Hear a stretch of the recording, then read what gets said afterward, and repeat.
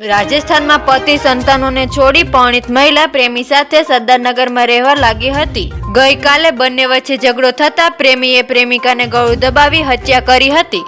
ત્યારબાદ હત્યાને આત્મહત્યામાં ખપાવવા માટે લાશને છીડી સાથે લટકાવી દીધી હતી। આ મામલે મૃતકના ભાઈએ પ્રેમી સામે સરદારનગર પોલીસ મથકમાં ફરિયાદ નોંધાવતા પોલીસે તપાસ આદરી છે। સરદારનગર વિસ્તારમાં રહેતી 35 વર્ષીય પારુ ઉર્ફે મમતાના લગ્ન 2002માં કિશન દરગાજી મારવાડી સાથે રાજસ્થાન ખાતે કરવામાં આવ્યા હતા।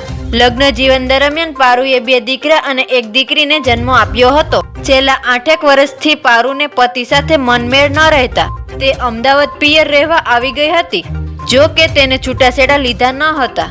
જ્યારે 2 દીકરા રવિ તથા મયુર પિતા સાથે રાજસ્થાનમાં રહે છે।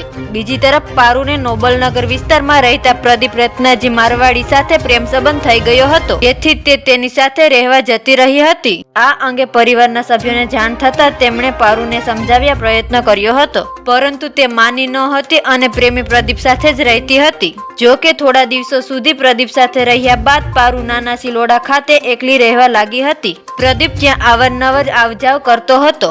ગઈકાલે પારુના ભાઈ કાંતિભાઈ રાઠોડ પોતાની પત્ની સાથે કુબેરનગર બેસણામાં ગયા। ત્યાં તેમને જાણવા મળ્યું હતું કે પારુને તેના પ્રેમી પ્રદીપે ગળે ટૂંપો દઈ હત્યા કરી નાખી છે।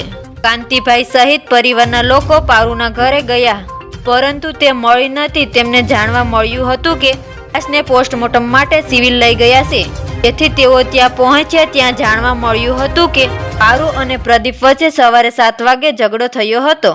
પ્રદીપ ઉશ્કેરાયો હતો અને પારુને ગળે ટૂંપો દઈ તેની લાશને સીડીથી ગળે ફાંસો ખાધેલ આત્મહત્યા કરી હોય તેમ લટકાવી દીધી હતી।